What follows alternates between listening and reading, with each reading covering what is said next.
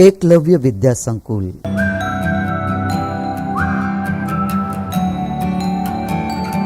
हमने स्वाध्याय के प्रश्नोत्तर में से एक वर्ग पहेली को हमने समझा, जाना और उसे सीखा। अब हम इस वीडियो में स्वाध्याय के दूसरे प्रश्नोत्तर देखेंगे। तो आइए अब हम कुछ दूसरे प्रश्नोत्तर जानते हैं। तो इसमें है दूसरा प्रश्न, उचित स्थान पर विराम चिन्ह लगाइए।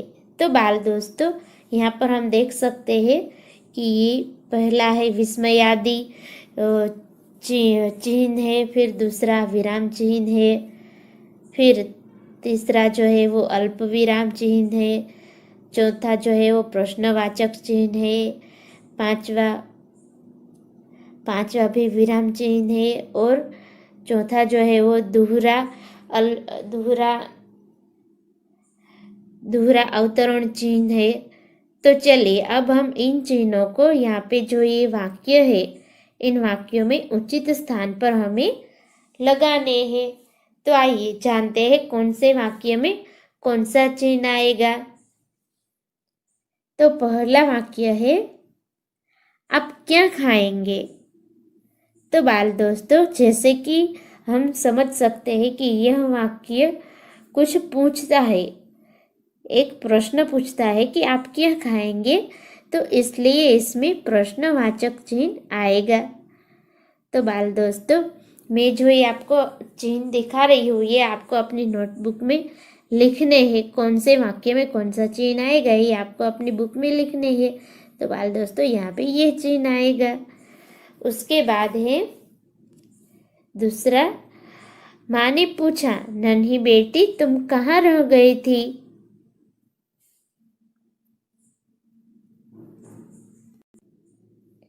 हाँ, तो बाल दोस्तों, ये दूसरा वाक्य जो है, माँ ने पूछा, नन्ही बेटी तुम कहाँ रह गई थी।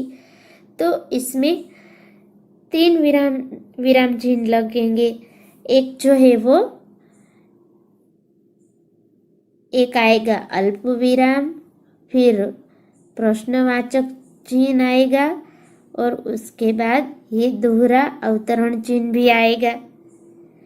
तो बाल दोस्तों, अल्प विराम चिन्ह जो है वो यहाँ पे आएगा, उसके बाद यहाँ पे प्रश्नार्थ चिन्ह आएगा और जो दोहरा अवतरण चिन्ह है वो यहाँ पे आएगा और यहाँ पे आएगा। तो बाल दोस्तों, इस तरह आपको योग्य विराम चिन्ह लगाकर ये वाक्य पूर्ण करना है। उसके बाद का है तीसरा, छी कितना गंदा पानी है। तो बाल दोस्तों, ये एक विस्मयकारी, हमें विस्मय होता है कि छी इतना कितना गंदा पानी है यहाँ। तो इसलिए यहाँ पे ये विस्मयकारी जो है वो आएगा, विस्मयकारी विराम चिन्ह आएगा।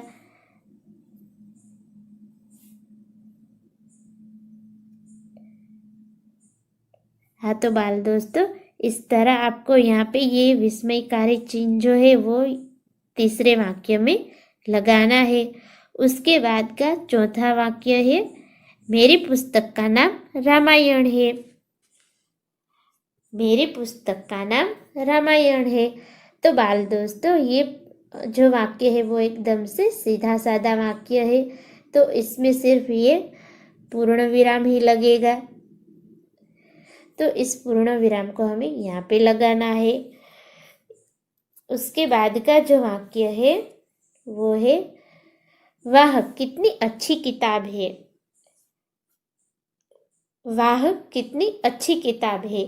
तो बाल दोस्तों, यहाँ पे वाह शब्द जो है वो खुशी दिखाता है कि किताब जो है वो अच्छी लगी। तो इससे ऐसा लगता है अच्छी, कितनी अच्छी, इसका मतलब यह दिखाता है कि यह किताब बहुत ही अच्छी होगी, इसलिए इसमें भी विस्मय होता है, इसलिए यहाँ पे भी ये जो है विस्मयकारी विराम चिन्ह वो लगेगा यहाँ पर।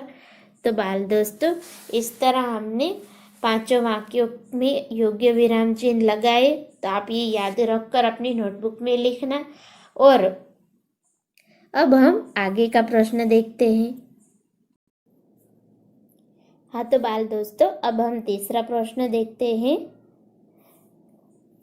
तीसरा प्रश्न है, समान तुक वाले शब्द बनाइए और लिखिए।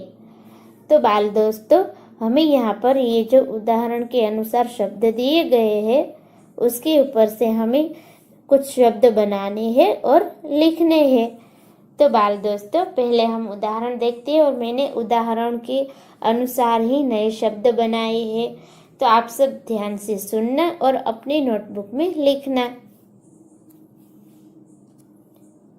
पहला उदाहरण है खाना। तो खाना पर से 4 शब्द है, भाना, गाना, नाना, दाना। तो बाल दोस्तों, इन शब्दों के बीच हम देख सकते हैं कि समान तुक बना हुआ, आगे का अक्षर और पीछे का अक्षर दोनों में समानता दिखाई दे रही है, इसलिए ये समान तुक वाले शब्द बन सकते हैं। तो मैंने भी ऐसे कुछ शब्द बनाए हैं, तो आप सब ध्यान से सुनना। माना, छाना, जाना, लाना, आना।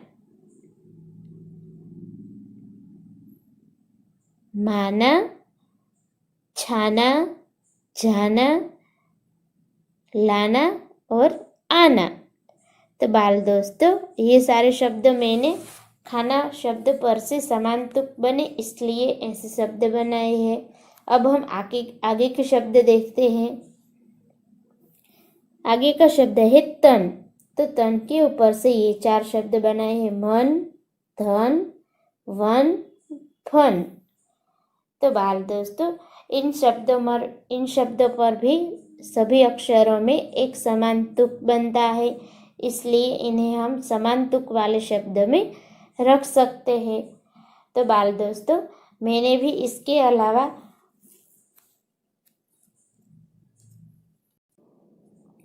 कुछ नए शब्द बनाए हैं। तो आइए हम देखते हैं, सुनते हैं उन शब्दों को। झन, बन, छन, रतन, पवन, कफन। एक बार और बोलती हूँ। झन, बन, छन, रतन, पवन, कफन। तो बाल दोस्तों, ये सारे शब्द जो है वो तन, मन, धन के साथ समान तुक वाले शब्दों में हम रख सकते हैं।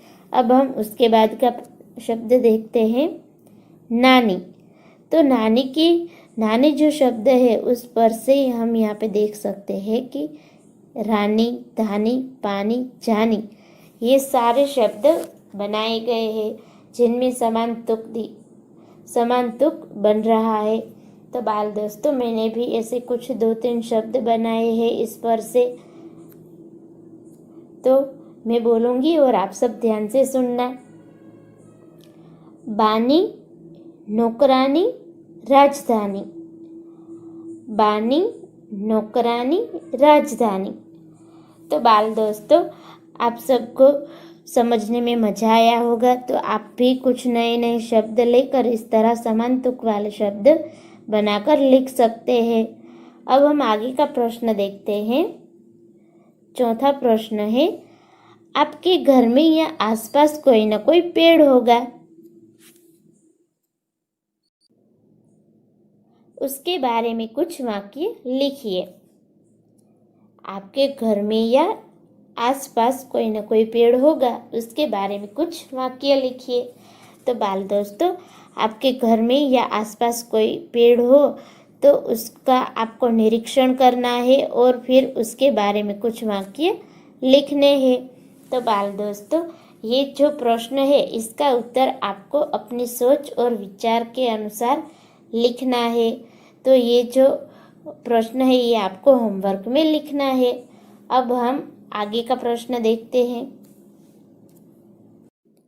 हाँ तो बाल दोस्तों, अब 5वां प्रश्न, नीचे दिए गए वाक्यों में से विशेषण शब्द छांटकर यहाँ खाने में लिखिए। तो बाल दोस्तों, यहाँ पे ये जो वाक्य दिए गए हैं उसमें से हमें विशेषण जो है वो ढूंढना है छांट कर यानी कि ढूंढ कर हमें यहाँ पे इन बॉक्स में लिखना है।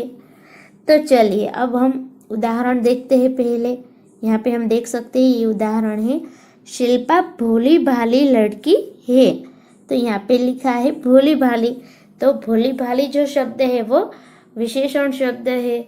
तो बाल दोस्तों यहाँ पे हमें ऐसा प्रश्न होगा कि हमें कैसे पता चलेगा कि भोली भाली ही विशेषण आएगा। तो हम जब बोलते हैं कि शिल्पा भोली भाली लड़की है तो उसका प्रश्न कैसा होगा कि शिल्पा कैसी लड़की है। तो इसका उत्तर आएगा कि शिल्पा भोली भाली लड़की है। इसलिए भोली भाली शब्द जो है वो विशेषण शब्द है। उसके बाद चलिए अब हम वाक्य की ओर आगे बढ़ते हैं। पहला वाक्य है, कक्षा में 4 बच्चे बैठे हैं। कक्षा में 4 बच्चे बैठे हैं। तो बाल दोस्तों इसमें कौन सा विशेषण आएगा?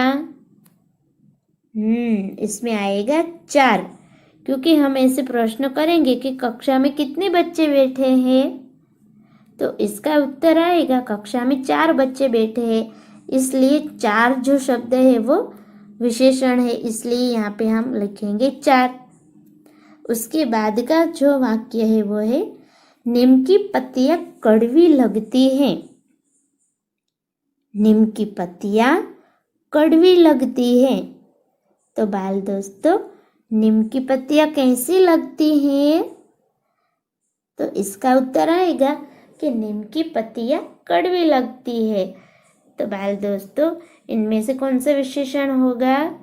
तो इसका विशेषण होगा कड़वी, क्योंकि नीम की पत्तियां कैसी है? कड़वी है। उसके बाद का हम देखेंगे तीसरा वाक्य, नदी में काला पानी है। नदी में काला पानी है। तो बाल दोस्तों यहाँ पे काला जो शब्द है वो विशेषण होगा। कैसे बताइए? तो जब हम प्रश्न पूछेंगे कि नदी में कैसा पानी है, नदी में कैसा पानी है, तो इसका उत्तर आएगा नदी में काला पानी है। इसलिए काला शब्द जो है वो विशेषण शब्द है, यानी कि वो उसकी विशेषता दिखाता है कि नदी का पानी जो है वो काला है। इसलिए काला पानी जो है वो बाकी नदियों का पानी है उससे विशेष है, क्योंकि इसमें काला पानी है, इसलिए ये विशेष है, इसलिए यह शब्द विशेषण होगा। तो इसे हम लिखेंगे यहाँ पर। तो बाल दोस्तों ये जो मैं आपको विशेषण बता रही हूँ ये आपको याद रखने हैं और अपनी नोटबुक में भी लिखने हैं। अब आगे का वाक्य, यह किताब मेरा भाई लाया है। यह किताब मेरा भाई लाया है। तो बाल दोस्तों यहाँ पे कौन सा विशेषण आएगा? तो यहाँ पे विशेषण आएगा भाई, क्योंकि जब हम प्रश्न पूछेंगे कि यह किताब कौन लाया है, यह किताब कौन लाया है, तो इसका उत्तर आएगा कि यह किताब मेरा भाई लाया है। तो यहाँ पे हम लिखेंगे भाई। तो बाल दोस्तों इसलिए भाई शब्द जो है वो विशेषण है। अब हम आगे का वाक्य देखते हैं। गिलास में थोड़ा सा शरबत डाला है। गिलास में थोड़ा सा शरबत डाला है। तो बाल दोस्तों इस वाक्य में विशेषण कौन सा है? थोड़ा सा, क्योंकि जब हम प्रश्न पूछेंगे कि गिलास में कितना शरबत डाला है, गिलास में कितना शरबत डाला है, तो इसका उत्तर आएगा गिलास में थोड़ा सा शरबत डाला है। तो बाल दोस्तों ये जो थोड़ा सा शब्द है वो विशेषण है, क्योंकि गिलास में ज़्यादा शरबत भी होता है, थोड़ा भी होता है और थोड़ा सा भी होता है। तो इसलिए थोड़ा सा शब्द जो है वो विशेषण है। अब हम आगे का वाक्य देखते हैं।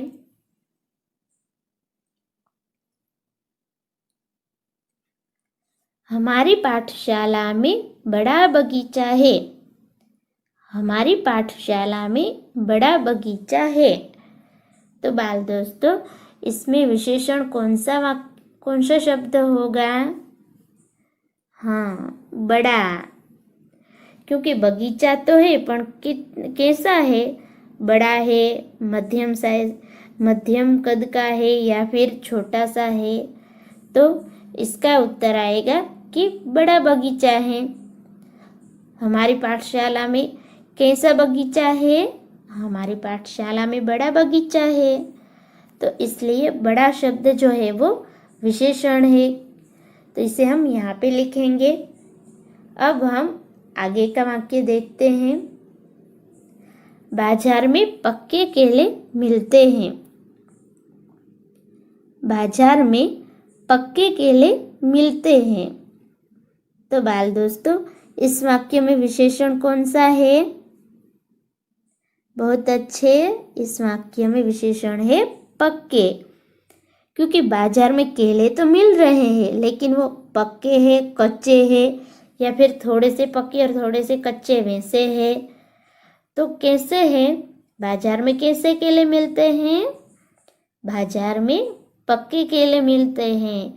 तो बाल दोस्तों, पक्के जो शब्द है वो विशेषण है, इसलिए उसे हम लिखेंगे यहाँ पर। तो बाल दोस्तों, आप सबको विशेषण जानने में मजा आया? बहुत अच्छे। तो आप भी जब कोई भी वाक्य पढ़ रहे हो, कोई भी कविता पढ़ रहे हो या कोई भी पाठ पढ़ रहे हो, तो उसमें आप जब पढ़े तब आपको कहीं भी ऐसे विशेषण दिखाई दे ये कि इस वाक्य में यह शब्द कुछ ऐसा विशेष है, तो ऐसे विशेषण आप अलग अलग यादी आप बनाकर सीख सकते हैं। अब हम अगले प्रश्न की ओर आगे बढ़ते हैं। हाँ तो बाल दोस्तों, अब हम छठा प्रश्न देखते हैं। चित्र में रंग भरिए और चित्र के बारे में कुछ विचार भी व्यक्त कीजिए। चित्र में रंग भरिए और चित्र के बारे में कुछ विचार भी व्यक्त कीजिए। तो बाल दोस्तों, हमें जो है वो चित्र में रंग भरने हैं और फिर उसके बारे में अपने जो विचार है वो व्यक्त करने हैं। तो बाल दोस्तों, आप जो है वो घर पर इस चित्र में रंग भर देना और इसके जो कुछ वाक्य है वो मैं बोलती हूँ, आप सब ध्यान से सुनना।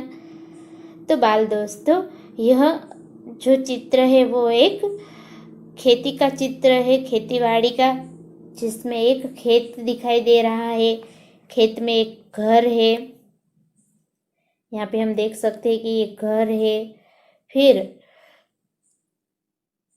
घर के आगे एक कुआं है, कुएं में से ये यहाँ पर मशीन है, उससे हम देख सकते हैं कि पानी इस खुली टंकी में जा रहा है पानी, और वहाँ से जो पानी है वो बहकर यहाँ पे खेत में जा रहा है। उसके बाद हम देख सकते हैं कि यहाँ पे आकाश में पक्षी उड़ रहे हैं और आकाश में बादल भी दिखाई दे रहे हैं। उसके बाद यहाँ पे हम देख सकते हैं कि घर के पास यहाँ पे एक बड़ा सा पेड़ है और एक तरफ यहाँ पर नारियल का पेड़ भी है, और यहाँ घर के पास हम देख सकते हैं कि कुछ घास उगी हुई है और एक कुछ गोल पहिए जैसा कुछ पड़ा हुआ है। और ये किसान जो है वो ट्रैक्टर में ये अनाज की बोरियां भरकर शायद बेचने के लिए जा रहा है। और यहाँ हम देख सकते हैं कि आसपास ये कुछ घास दिखाई दे रही है, दूर दूर तक यह जमीन वो सब दिखाई दे रहा है। तो इस तरह यह चित्र जो है वो एक खेत का चित्र है। तो आप सब बच्चे जो है वो इस चित्र में रंग भर देना और इसके बारे में आपके जो विचार है वो भी आप लिखना। अब हम आगे का प्रश्न देखते हैं। हाँ तो बाल दोस्तों, अब 7वां प्रश्न है, शब्दों को कोश के क्रम में लिखिए। तो बाल दोस्तों, ये जो यहाँ पे शब्द दिए गए हैं उन्हें हमें शब्दकोश के क्रम में लिखने हैं। तो सबसे पहले तो हमें शब्दकोश के क्रम में लिखने के लिए क ख ग इस तरह हमें जो मूलाक्षर है वो एक के बाद एक इस तरह आए, इस ऐसे हमें इसमें लिखने होते हैं।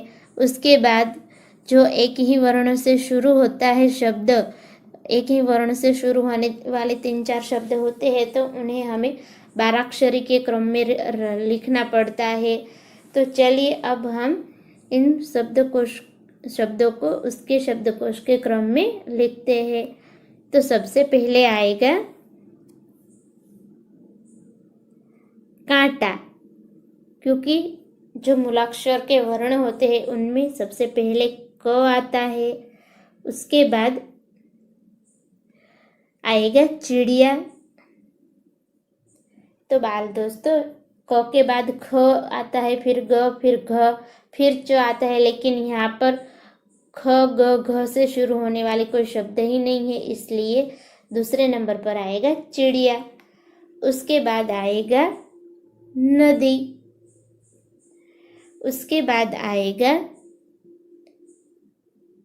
पतला, फिर आएगा पक्का। उसके बाद आएगा पानी, फिर पूजन, और उसके बाद सबसे लास्ट में आएगा, सबसे एकदम पीछे आएगा, वो है पेड़। तो बाल दोस्तों, इस तरह हमने देखा शब्दकोश के क्रम को हम कैसे एकदम क्रम में लिख सकते हैं। तो सबसे पहले हमें हिंदी मूलाक्षर के जो वर्ण है उसे ध्यान में रखना है। फिर एक ही वर्ण से शुरू होने वाले ज़्यादा शब्द हो, जैसे कि यहाँ पे हम देख सकते हैं कि पेड़, पानी, पक्का, पूजन, पतला, ये सब से शुरू होने वाले शब्द है। तो इनमें हमने सबसे पहले हमने लिया पतला, उसके बाद पक्का लिया, क्योंकि पक्का जो है वो जोड़ाक्षर शब्द है। फिर हमने लिया पानी, फिर पूजन, फिर पेड़। तो ये जो शब्द है एक ही वर्ण से शुरू होने वाले, इन्हें हम 12 के क्रम में लिखेंगे। तो बाल दोस्तों, इस तरह शब्दों को क्रम में लिखा जाता है। तो आप भी कुछ नए नए शब्द लेकर उन्हें क्रम में लिखना। तो बाल दोस्तों, मैंने आपको ये जो प्रश्नोत्तर करवाए हैं वो आपको अपने होमवर्क में लिखने हैं। वंदे मातरम।